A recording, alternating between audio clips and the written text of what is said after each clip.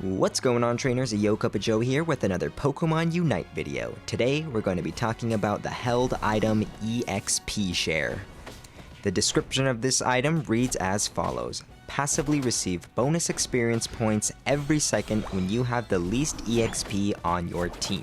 However, you forfeit any EXP you'd normally gain when assisting a teammate who KOs a wild Pokemon. Why on earth would you ever want to forfeit your EXP like this? Well, for starters, the item wants the holder to have low EXP because that first passive gives the holder free EXP every second only if they have the least experience on the team. So by taking this item and allowing your lane partner to get all of the EXP from wild Pokemon KOs, you not only funnel all the EXP into your lane partner, but you also allow yourself to gain free XP off of that passive. In Dota, it's actually very common for supports to just walk away from the lane in order to allow their carry to soak up more EXP. So there is a precedent for strategies like this in other MOBAs. While I was perusing the Pokemon Unite Discord server, I noticed that user Pollux mentioned that in their higher level games, the general strategy was to rush your support to level 4 for an easy lane experience with a level 4 Eldegoss, Ninetales, or Crustle. So this got me wondering, if these supports are getting rushed to level 4, then they're definitely not using the EXP share item, so I went ahead and asked if EXP share was ever used at a higher level. Pollux swiftly responded, letting me know that at that time, EXP share was just not seen as valuable enough to take over a different item like Buddy Barrier, which gives a teammate a shield when you use your Unite ability, or Float Stone, which gives your Pokemon more move speed. Okay, let's see if we can address that problem of value and try to find a way to make EXP share work. What could EXP share bring to the table that could make it worth taking over a different item? Well, it changes where the EXP on a team ends up. Instead of the EXP getting evenly distributed within the lane, most of the EXP will be going to the EXP shareholder's lane partner. Furthermore, the EXP shareholder will acquire free passive EXP every second. Teams with EXP share will be able to accelerate the growth of a carry while generating free experience for their support. So as long as you have a team that can take advantage of this EXP distribution, I think that EXP share will have value. There might be other items that you'd rather take on your support, but every Pokemon gets 3 item slots, so I think there will be room to fit this onto your support if you want to try an EXP share strategy. Another concern that was brought up in the Pokemon Unite Discord server was that if the lane using the EXP share does too well, then the EXP shareholder will no longer have the least experience for the passive EXP gain to work. All knockouts on enemy Pokemon give global EXP, so the only way for your lane to get more experience than another would be through wild Pokemon knockouts. But the EXP share item itself can prevent the support from gaining wild Pokemon experience. Well, what if there are 2 people using EXP share on the same team? That's an easy one. There are communication features built into the game which allow you to call a lane and display an EXP share icon above your head. So if you see that, then just don't use a second EXP share. Simple as that. Okay, Joe, peep this one. What about AFKs? If you have an AFK, then you ain't gonna be the lowest level on your team. Well, that's true, but the game can't balance itself around AFK players.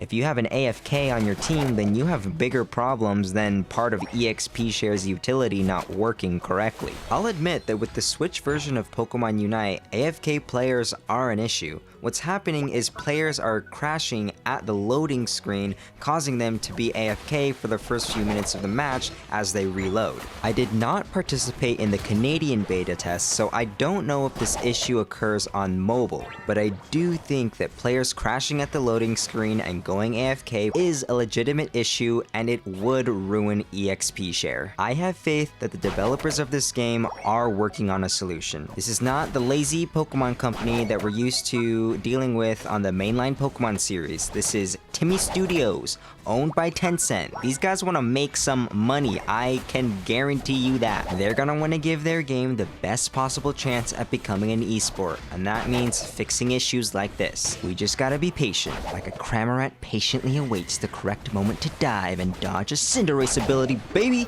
I actually still got hit there. I'm just saying, a good Cramorant would be patient. Have I addressed everyone's concerns? Okay, let's get back to talking about how we can make an EXP share funnel strategy work. We need two things on the team to really make this strategy shine. First, we need a carry who would appreciate that funneled EXP. This also means you need a player controlling the carry who is ready to receive and utilize the strength of an EXP share lane partner. Because of this, you might not want to bother with EXP share in lower level games and just use it when you're with your friends or in higher level matches where people actually know what EXP share is gonna do. I think that a Pokemon like Garchomp or Machamp could become really beastly if they were to get accelerated to their final stage of evolution really early in the game. Really, any Pokemon could use an EXP acceleration to get strong fast, but you most likely want it on some kind of attacker who can utilize the strength to exert pressure on the enemies. Personally, I'd like to try funneling EXP onto a Cinderace, but we'll have to see what people come up with when the game comes out. The second thing we need to make this strategy work is a way to score frequent goals. Why do we need to score frequent goals? Because the carry needs to be getting every last hit in order for the EXP share to work, which means that the carry is going to be collecting a lot of points that they need to dump into the enemy goal. Giving the EXP share to a Pokemon like Snorlax might be good because he can keep enemies away with his tackle.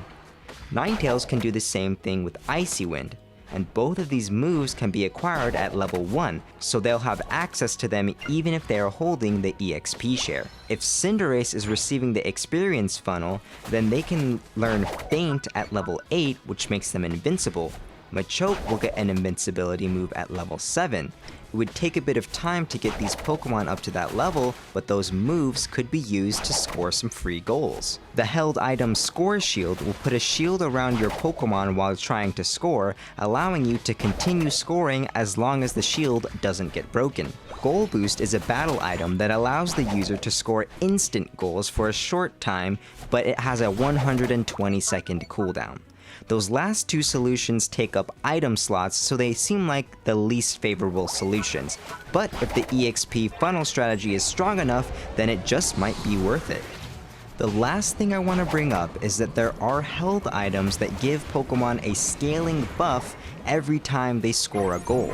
So combining one of those items with this strategy would be pure stonks. Your carry would be getting funneled EXP and a stat boost after every goal. This feels like a very hard to execute high skill strategy, but when it works, you'll be making a monster carry so early into the game. There will certainly be counterplay with defensive strategies that prevent the EXP share duo from scoring any goals.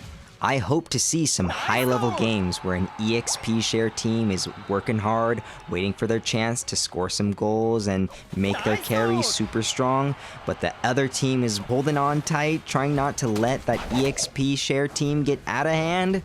I'm excited to see how it plays out. Let me know if you think an EXP share strategy could work. I know I'm here starting discussions and trying to get people thinking about it, but I'd certainly hate for funnel strategies to become the meta. I just want them to be a fun, high-skill options for players who want to try something different.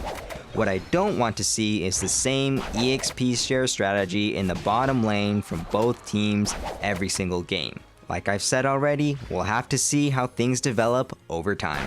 So far, it seems like players see more value in taking different items over EXP share. Let me know what you think down in the comments. And while you're down there, may as well give the video a like too. Thank you for watching, and I'll see you in the next one. Bye-bye!